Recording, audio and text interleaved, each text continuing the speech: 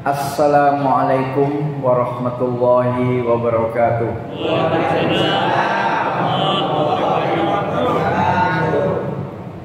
Innal hamdalillah nahmaduhu wa nasta'inuhu wa nastaghfiruh wa nastahdi wa natubu ilaih wa na'udzu billahi min shururi anfusina wa min sayyiati a'malina. May yahdihillahu fala mudilla lahu wa may yudlil fala hadiyalah.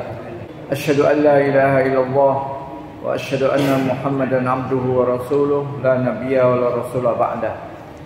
Arsalahu bil huda wa dinil haqq yuzhiruhu 'ala ad-din kullih wa kafa billahi shahida. Allahumma shalli ala Muhammadin wa ala alihi wa sahbihi ajmain, amma ba'd. Qala Allah ta'ala fi kitabil karim, a'udzu billahi minasy syaithanir rajim. Ya ayyuhalladzina amanu taqullaha haqqa tuqatih wa la tamutunna illa wa antum muslimun.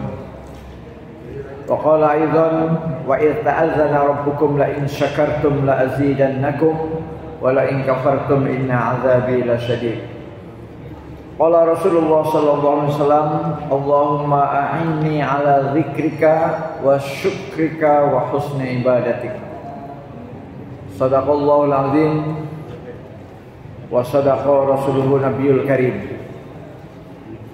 Wa nahnu ala dzalika minasy syahidin. Amma ba'd. Bapak-bapak, saudara-saudara jamaah maghrib Masjid Nurul Fuad yang dirahmati oleh Allah Subhanahu wa taala. Alhamdulillah, pada malam hari ini kita wajib bersyukur kehadirat Allah Subhanahu wa taala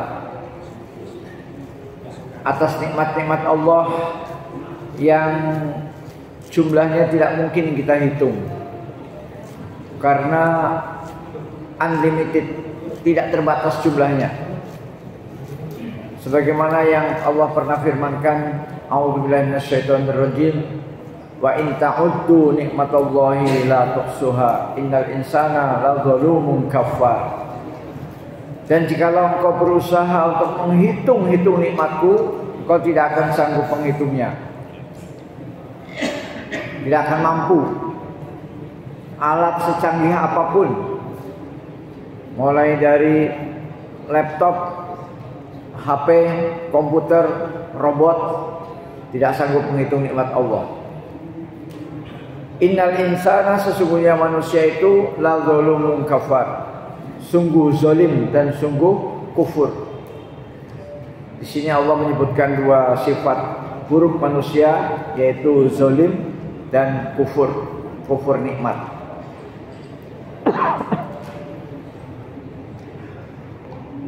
Tetapi meskipun nikmat Allah itu unlimited, tidak terhitung banyaknya, tidak terhingga, tapi paling tidak ada nikmat besar yang tidak boleh kita lupa.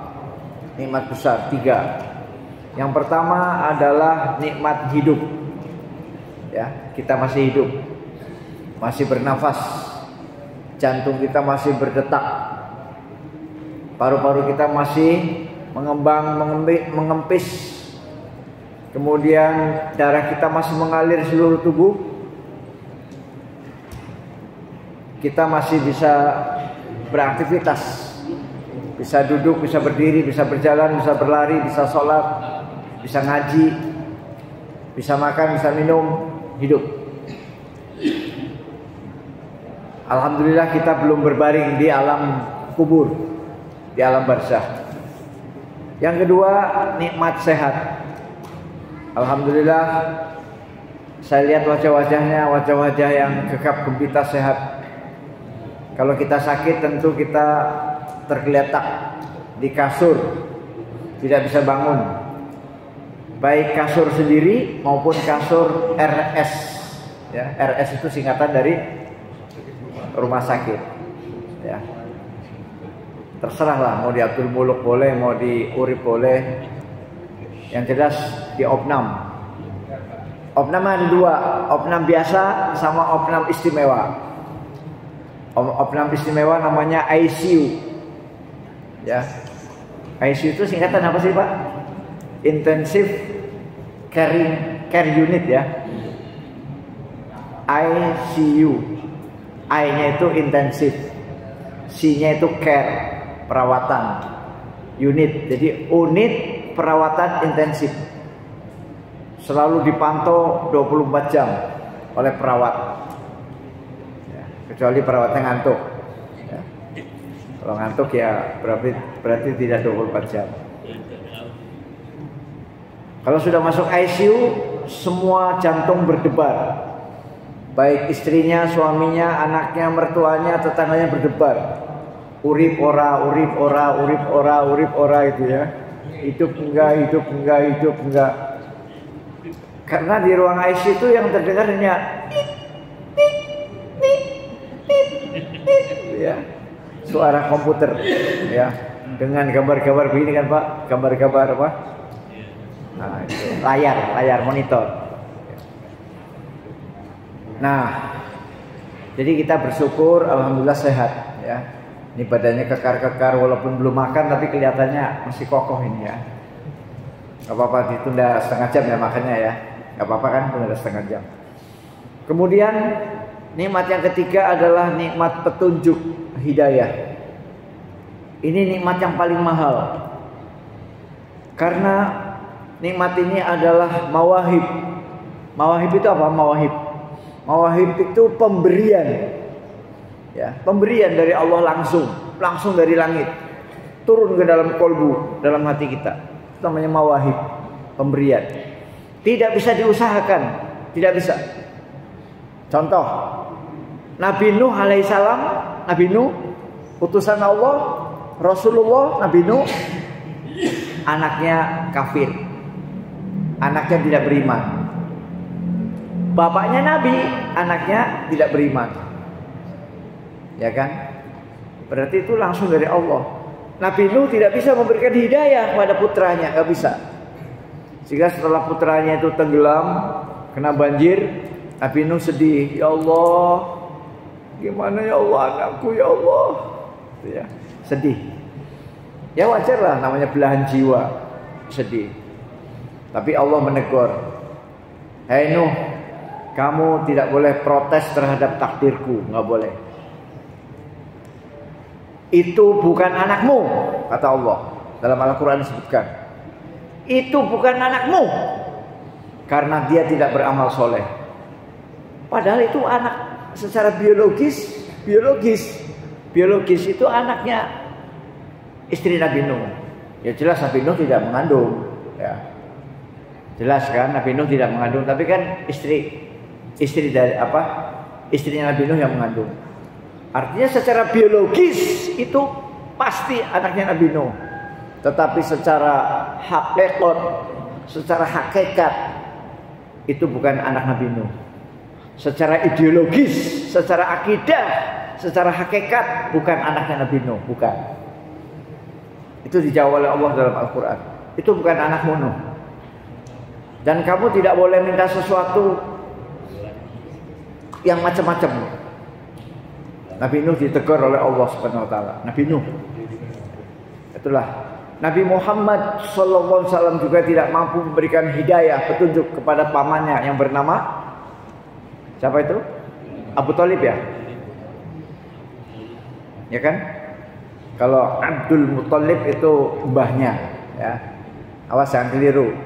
Saya waktu kecil waktu SD suka keliru. Ini Abdul Muthalib apa Abu Thalib itu ya, suka keliru itu, ketukar-tukar. Jangan ketukar ya. Kalau pakai kata-kata Abdul berarti mbah. Mbah ya, kakek. Abdul Muthalib. Tapi kalau Abu Thalib berarti paman. Ya. Itu Nabi Muhammad tidak bisa memberikan hidayah, petunjuk, sehingga pamannya sendiri mati dalam keadaan kafir. Padahal pamannya itu membantu, menolong, membela, melindungi pribadi Nabi Muhammad dari berbagai macam apa itu? HTAG, hambatan, ancaman, tantangan, gangguan. Ya. Abu Thalib sebagai pamannya menghalangi, jangan macam-macam. Ini keponakan saya. Ini keponakan saya ini, jangan macam-macam ya. Dibela. membela Nabi Muhammad, tetapi sayang meninggal dalam keadaan kafir. Nah, jadi nikmat petunjuk ini adalah nikmat yang betul-betul Allah berikan kepada kita langsung ke dalam kolbu, dalam hati kita. Itu namanya mawahib. Mawahib itu artinya pemberian. Tidak bisa diupayakan. Yuk, diupayakan yuk supaya jamaah masjid apa ini Pak? Berfuat, semuanya beriman atau semuanya mau ngaji. Gak bisa. Kita hanya sekedar menghimbau. Bapak-bapak, ibu-ibu, insya Allah setiap Senin maghrib ada pengajian. Tapi sing melok, kalau sing ora, koyoke akeh sing ora. Ya, alhamdulillah. Hari ini karena banyak tamu ya, adik-adik calon taruna ya. Iya, tentara. Ya, calon angkatan laut ya. Calon tentara ya. Alhamdulillah. Mudah-mudahan menjadi tentara yang beriman pada Allah. Amin. Ya, yang mencintai Al-Quran. Amin. Yang sholat 5 waktu ya. Amin. Baik. Jadi itu 3 nikmat besar Pak yang tidak boleh kita lupa. 1 hidup. 1 hidup. 2 sehat. 3 petunjuk ya, petunjuk dari Allah Subhanahu wa taala. Dan petunjuk ini selalu kita minta.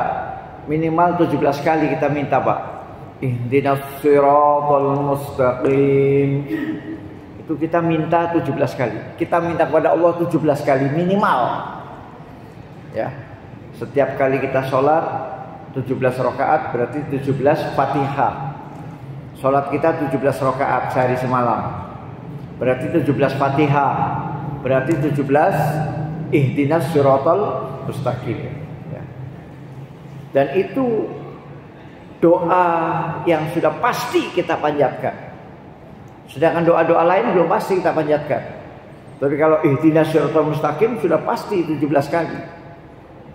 Mungkin kita doa-doa lain ada mungkin. Doa minta surga, doa minta jodoh, doa minta lulus jadi tentara, doa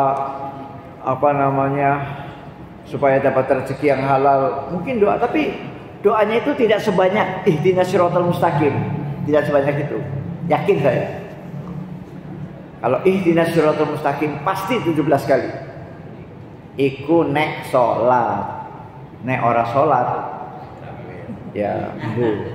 Ya, makanya kalau ada yang sholat saya ucapkan selamat ya. Saya ucapkan selamat menjadi musallin.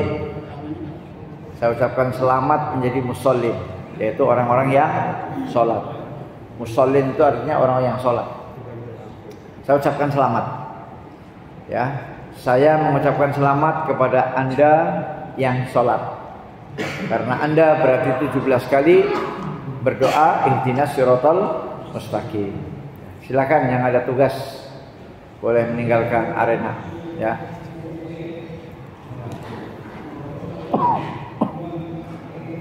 Alhamdulillah sudah mendapatkan ilmu. Lebih kurang 12 menit, lumayan untuk calon jadi tentara kan. Kita lanjutkan.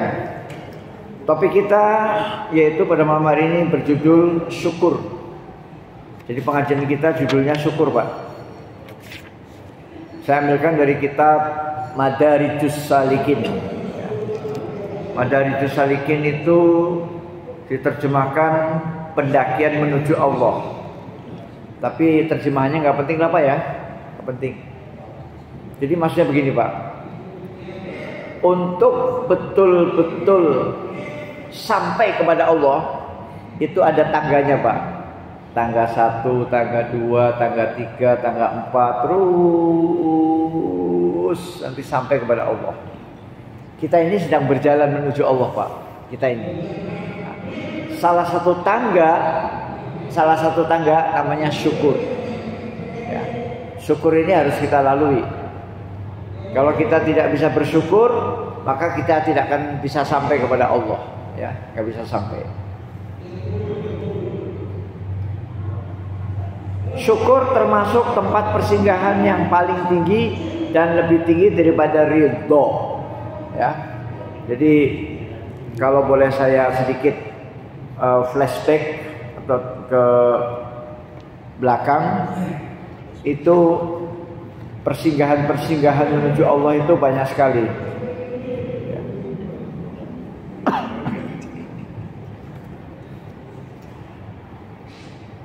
Ada mahabbah itu artinya cinta. Ada cemburu, ada rindu, ya, ada keresahan, ada haus, ada albarqu, dan seterusnya. Kemudian kalau tempat-tempat awalnya adalah ikhbat, zuhud, wara', tabattul, roja, riayah, muraqabah, mengagungkan apa-apa yang dihormati di sisi Allah, ikhlas, tahdzib, tasfiyah, istiqomah, tawakal, tafkid, keyakinan terhadap Allah, sabar, ridho, syukur. Jadi syukur ini setelah ridho, Pak. Syukur ini setelah ridho. Malu, sidik, isar, tawadhu, dan seterusnya. Ini adalah tangga-tangga, ya, tangga untuk menuju kepada Allah Subhanahu wa Ta'ala. Kita bahas syukur, Pak, ya. Syukur termasuk tempat persinggahan yang paling tinggi dan lebih tinggi daripada ridho. Jadi ridho dulu baru syukur. Kalau ridho itu para ulama berbeda pendapat. Ada yang mengatakan wajib, ada yang mengatakan sunnah, ya. Tapi kalau sabar wajib. Kalau sabar, ya. Jadi kalau kita tidak sabar, berarti kita akan mendapatkan murka Allah Subhanahu wa Ta'ala. Kalau ridho ini sunnah, artinya kalau kita mampu bagus, ya, ridho. Ridho itu saya mencari terjemahannya dalam bahasa Indonesia itu tidak ada, Pak. Ridho itu ada unsur senangnya itu, Pak. Ya, misalnya kamu ridho kakinya hilang, misalnya begitu, ya. Ya, saya ridho. Nah, kakinya hilang tapi ridho, ya. Atau kamu ridho dikasih hujan, ridho. Kamu ridho dikasih istri yang seperti ini, ridho, ya. Kamu ridho mendapatkan musibah ini, ridho. Nah, itu, ya. Itu termasuk hukumnya sunnah. Ya. Lawan ridho itu adalah murka. Jadi lawan daripada ridho adalah murka.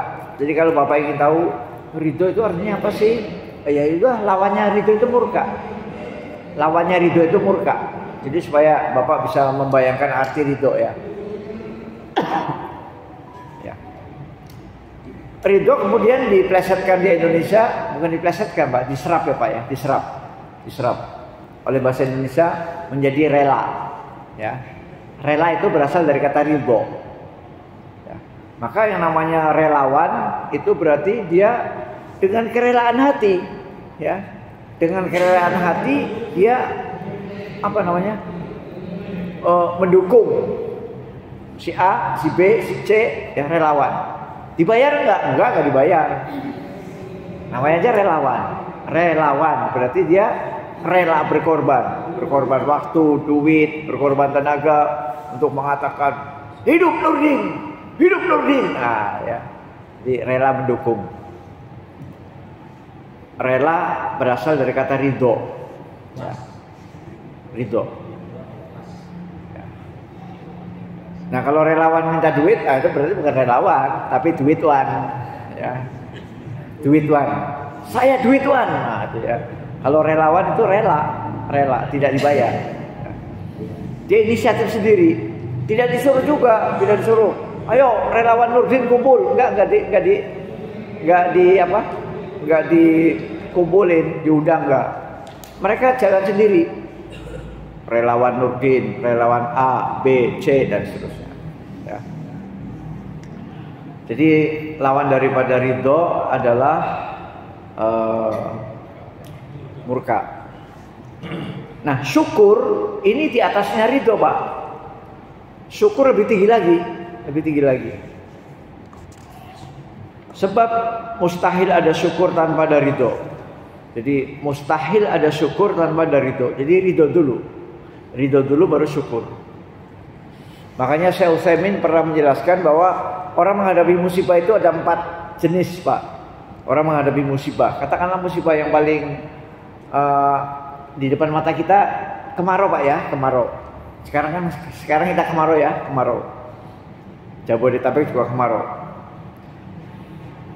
Kita sekarang kena musibah yang namanya kemarau, ya. Sudah mulai nggak hujan kan, lama berapa hari ini nggak hujan.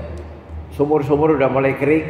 Nah, di dalam menghadapi musibah kemarau ini ada 4 jenis manusia. Satu, yang tidak sabar. Yang tidak sabar itu adalah yang ngomel-ngomel, protes, marah. Gimana ini Tuhan? Gimana ini Allah? Kok saya nggak diberi hujan? Kering, kerontang, harus nyari air jalan kaki 2 kilo, jalan kaki. Ya. Nah, itu yang pertama adalah ngomel. Nah, yang ngomel ini adalah kelasnya orang kafir. Ya. Yang ngomel-ngomel terhadap ujian Allah, ngomel-ngomel terhadap musibah Allah, itu adalah kelasnya orang kafir. Ngomel. Kalau kelasnya orang beriman adalah sabar. Sabar, Pak. Sabar. Dia dia tahan itu, tidak ngomel. Dia simpen di hati. Ya, dia tahan dalam hati itu, nggak terucap keluar, nggak terucap, tidak keluar ke mulut, nggak. Pokoknya kalau bahasa Jawanya itu timpet, ya. Dia susah cari air, dia diam aja. Dia ambil ember, dia ambil motor, ambil jerigen, ambil galon, dia jalan. Brum. Mau cari air, karena di rumah sumurnya udah kering. Kemudian tower-tower yang dibuat oleh pemerintah juga sudah kering, sehingga dia harus cari air sejauh 2 kilo sampai 5 kilo. Dia mungkin yang punya mobil pakai bak terbuka kan, cari air. Dia bawa galon banyak, dia bawa tangki, ya. Diam aja. Kalau disapa ya jawab. Kalau disapa, Om, Aceh Teng Budi, saya mau cari air. Ya masa bohong misalnya, Om Aceh Teng Budi mau demo, ya kan nggak boleh bohong kan. Mau cari air. Kalau nggak ada yang nyapa ya udah jalan aja. Ya. Jadi tidak ngomel, ya. Tidak protes kepada Allah Subhanahu wa taala bahwa kita diberi ujian namanya kemarau. Ya. Nah, itu kelas sabar. Kelas sabar adalah kelas orang beriman. Pokoknya segala kesulitan hidup diempet di dalam hati, tidak keluar di mulut. Kalau keluar di mulut itu tidak sabar. Ya, misalnya, aduh gimana ini kemarau nih ya. Aduh. Nah, kalau mengucapkan kata aduh itu nggak sabar. Ya, apalagi sampai, Tuhan ini gimana sih? Kok di tempat lain banjir, kok di sini kemarau? Nggak sampai ke sana, nggak. Pokoknya tidak sampai keluar mulut, itu namanya sabar. Cukup diempet di hati, di jiwa. Nah, tingkatan yang ketiga itu di atas sabar, Pak. Yang ketiga yaitu ridho, ya, ridho. Dia senang menerima ujian Allah. Kenapa? Karena dengan ujian Allah dia bisa ingat Allah. Astagfirullah. Ya Allah, Ampuni saya ya Allah. Astagfirullah. Terima kasih ya Allah, Engkau telah memberikan musibah ini. Sebab dengan adanya musibah ini, saya jadi ingat Engkau ya Allah. Kalau tidak ada musibah ini, saya lupa dengan Engkau ya Allah. Saya lupa dengan Engkau. Tapi dengan adanya musibah ini, saya jadi angkat tangan berdoa.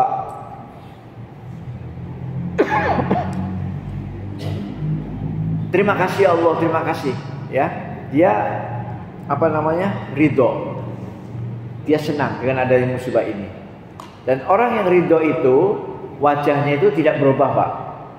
Antara kena musibah dengan tidak kena musibah itu wajahnya sama wajahnya.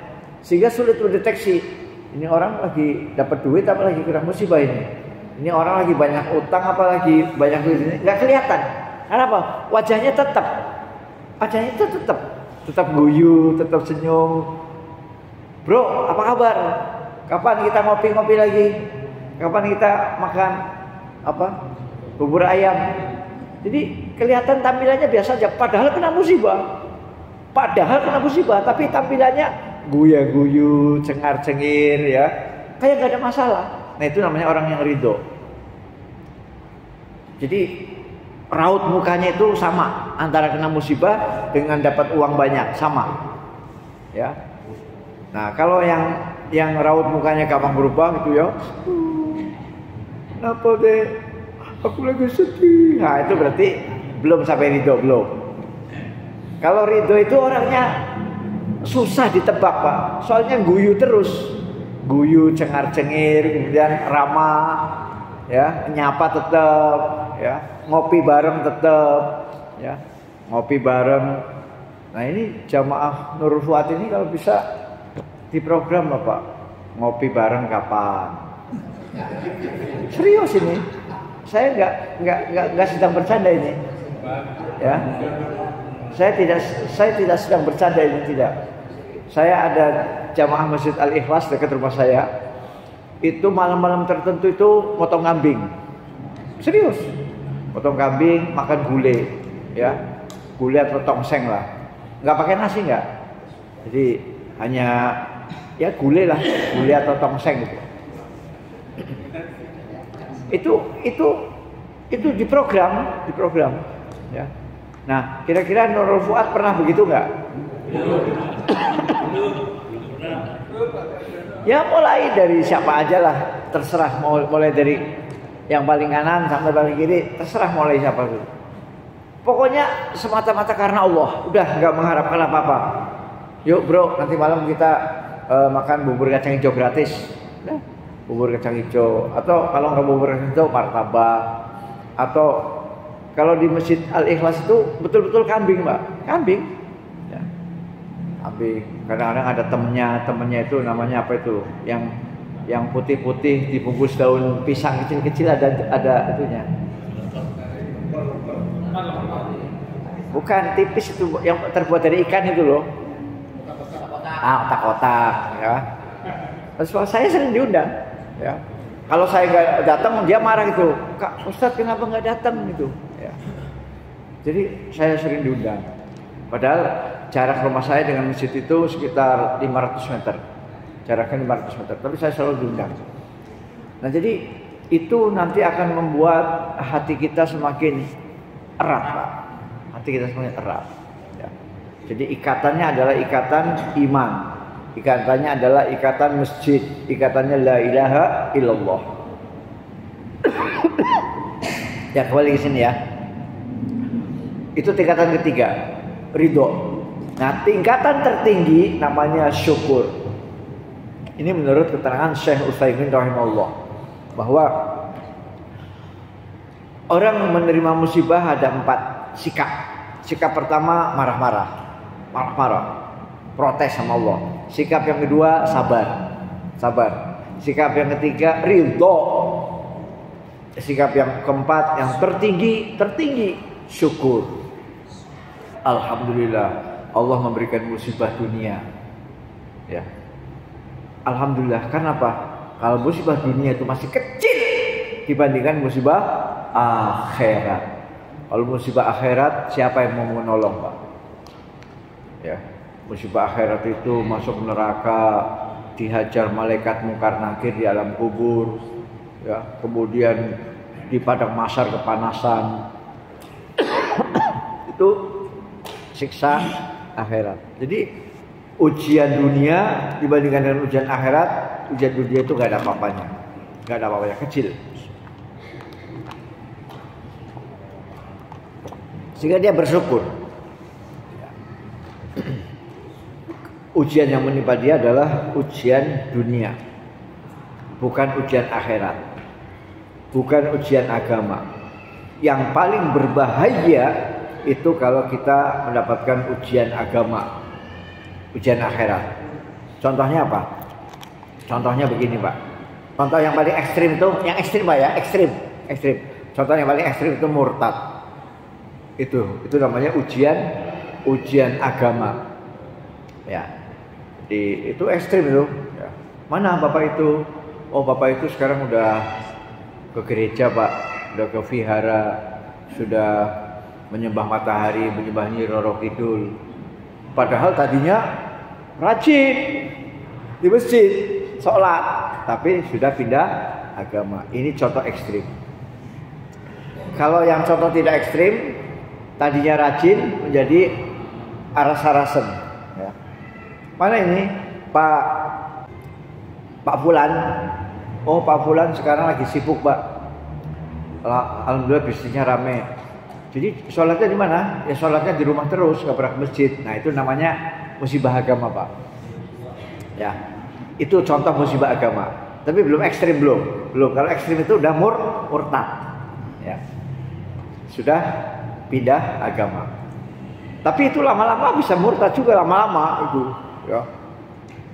Karena sibuk ngurusin harta, nggak sempat sholat di masjid. Ya. Yang kedua, nggak sempat sholat awal waktu. Karena sibuk, AC-nya tolong dimatikan, Pak, AC-nya. Karena sibuk, akhirnya sholatnya terakhir, Pak. Sholatnya di jam-jam, menit-menit terakhir, namanya last minute. Ya, seperti capres itu mau mengumumkan cawapresnya itu last minute. Last minute itu beberapa menit sebelum pendaftaran dibuka. Jadi sholat asar dia sholat asar, tapi sholat asarnya itu 10 menit sebelum maghrib. Ya, jadi habis sholat asar, Assalamualaikum warahmatullahi wabarakatuh. Allahu Akbar, azan maghrib. Nah, itu last minute. Kenapa? Sibuk Ustaz. Ini kebetulan dagangan saya laris benar. Ini kebetulan proyek saya laris benar. Saya buat laporan. Saya dapat order dari Kalimantan. Saya dapat order dari Riau. Saya dapat order dari Papua. Harus selesai malam ini. Jadi nggak sempat sholat awal waktu. Sholatnya last minute. Semua last minute. Sholat subuh jam berapa? Sholat subuh jam 6. Nah, jam 6 sholat subuh. Jam 6. Sholat zuhur jam berapa? Sholat zuhur jam 3:04. Ya, jam 3:04. Jam 3:04. Sholat isya jam berapa? Sholat isya jam 11:30 malam. Nah ini namanya musibah agama. Nah ini jauh lebih berbahaya daripada musibah fisik. Musibah fisik itu contohnya laka lantas. Ya. Naik motor jatuh, masuk siring, tahu-tahu kakinya patah. Itu musibah, tapi itu musibah kecil. Kaki patah sehingga harus dioperasi di urip. Kalau di urip nggak bisa dibawa ke Solo ortopedi, Pak. Khusus bagian bedah tulang. Solo ortopedi. Rumah sakit terbesar se-Asia Tenggara. Khusus tulang, Pak ya. Khusus tulang. Itu musibah. Ya, laka lantas, kecelakaan tunggal, tabrakan, jres, ya. Tapi itu masih kecil, Pak. Yang paling ngeri kalau musibah agama. Ya musibah agama seperti itu. Tadinya rajin baca Quran, sekarang baca Qurannya setahun sekali. Kapan? Ramadan. Namanya tadarus. Ya, pas tadarus datang. Ya, pakai ini nih. Pakai ini. A'udzubillahi minasyaitonirrajim. Ya, setahun sekali. Padahal dulu baca Al-Qur'annya ya paling males seminggu sekali lah. Seminggu sekali. Dulunya sekali tiap hari rajin. Dari tiap hari berubah menjadi seminggu sekali, dari seminggu sekali berubah menjadi sebulan sekali, dari sebulan sekali berubah menjadi setahun sekali. Nah, itu musibah agama. Nah, itu jauh lebih berbahaya, Pak, daripada musibah fisik. Musibah fisik itu ya, rumah saya bocor ini, jadi saya harus ngepel tiap hari, setiap hujan ngepel. Itu musibah fisik, ya. Nah, ini kalau orang sudah sampai makom syukur, dia malah bersyukur, Pak, mendapatkan musibah fisik. Karena apa? Karena dia menjadi lebih dekat kepada Allah. Contoh, nggak usah jauh-jauh, Pak, nggak usah jauh-jauh, sakit gigi aja, sakit gigi, ya, nggak usah jauh-jauh. Pernah nggak Bapak tahu-tahu Bapak selama ini sehat ya, sehat, tahu-tahu entah kapan dia tahu-tahu nyut, ya. Nah, pernah nggak? Nah, kalau orang bersyukur, ya, kalau orang sudah sampai makom syukur ini, kena sakit gigi, dia malah alhamdulillah. Alhamdulillah, terima kasih Allah, Engkau sudah memberikan saya sakit gigi, sehingga saya ingat kepadamu, ya Allah. Bersyukur. Sehingga dia tidak akan berobat kemana-mana dulu, dia berobat dengan Al-Quran, ya. Al-Quran adalah syifaun, obat. Tempelkan tangan kita di mana tempat sakit, apakah di perut, apakah di gigi, tempelkan. Baca Al-Fatihah. Dan itu dilakukan oleh Rasulullah ketika para sahabat membacakan Al-Fatihah terhadap seseorang yang kena sengatan binatang. Disengat binatang itu. Sengat binatang sehingga sakit. Nah, kemudian dibacain Al-Fatihah. Sembuh. Nah, kalau Bapak yakin sembuh. Nah, kalau nggak sembuh, berarti kemungkinan yakinnya belum 100%, baru 50%. Ya. Jadi keyakinan itu harus sempurna 100%. Karena Al-Quran adalah syifa, obat, penyembuh, penawar. Nah, setelah dengan Al-Fatihah kemudian belum sembuh, barulah kita berusaha ke puskes, ke dokter spesialis, ke rumah sakit, herbal dan segala macam. Itu nanti nomor 2, Pak. Paracetamol nomor 2. Nomor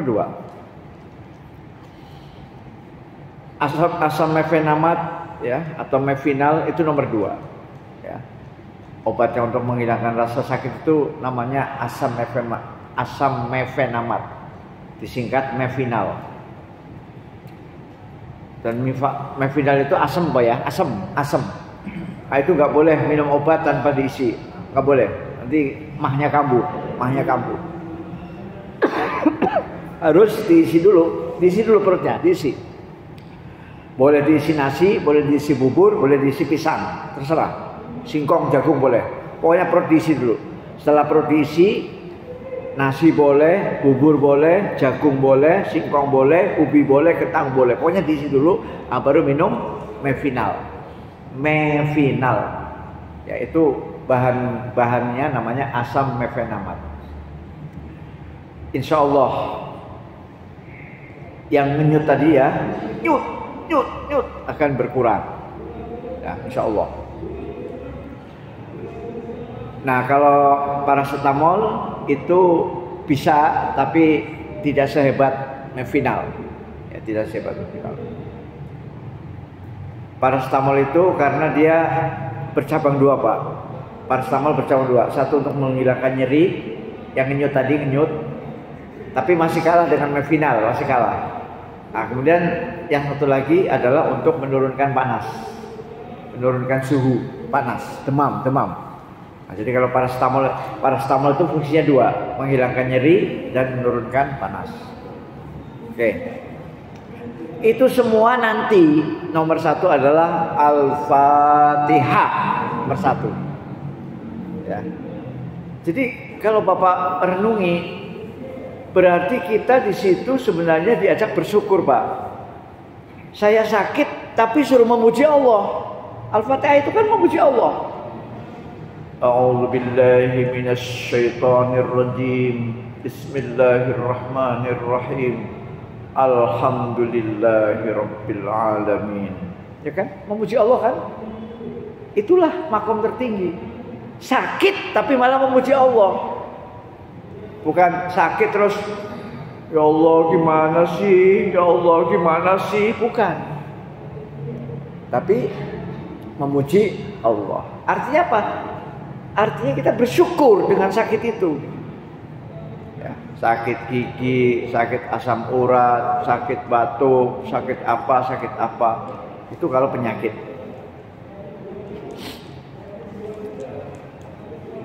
Nah, Bapak yang belum pernah nyoba sekali-kali nyoba, Pak.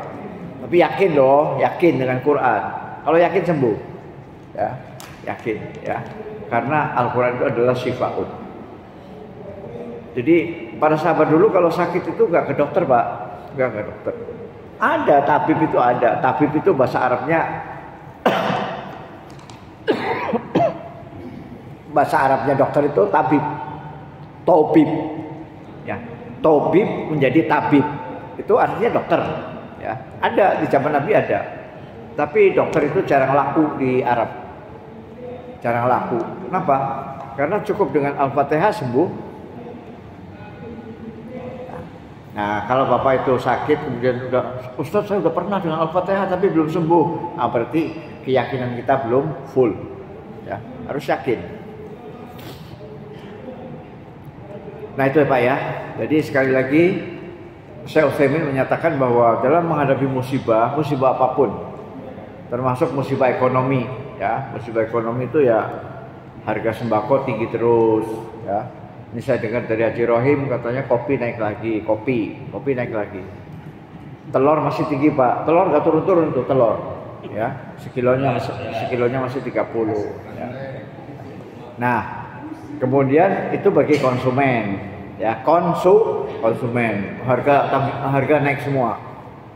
Nah, bagi yang produsen saya nggak tahu karena saya bukan produsen. Nah, yang saya ingatkan bagi pedagang, ya pedagang. Mungkin di antara Bapak ini ada yang di Pasar Panjang ya Pak ya. Coba Pak yang di Pasar Panjang angkat tangan Pak yang dagang. Tolong Pak, angkat tangan yang dagang di Pasar Panjang. Pengen lihat. Nah, jadi bagi para pedagang harus sabar menghadapi sepinya pasar. Sepinya pasar, nggak ada yang beli. Udah buka toko, buka warung dari pagi sampai sore, nggak ada yang beli. Itu sabar Pak. Gak usah kedukun. Ya. Wah, saya mau cari penglaris. Saya mau ke Gunung Kawi. Saya mau ke Gunung Pesagi. Minta penglaris. Ya, nanti dikasih jimat, dikasih raja-raja, tempelin di warungnya. Pak, itu apa Pak? Itu jimat pengasih. Ya. Gak usah pasang jimat-jimatan, gak usah. Bertobat kepada Allah, banyak sedekah. Bertobat kepada Allah, beristighfar, banyak sedekah. Kemudian interaksi terus dengan Al-Quran. Interaksi terus dengan Al-Quran ini Pak. Ini Al-Quran ini. Interaksi terus dengan Al-Quran, ya. Jadi kalau Bapak sedang mengalami berbagai macam masalah, penyakit, pasar sepi,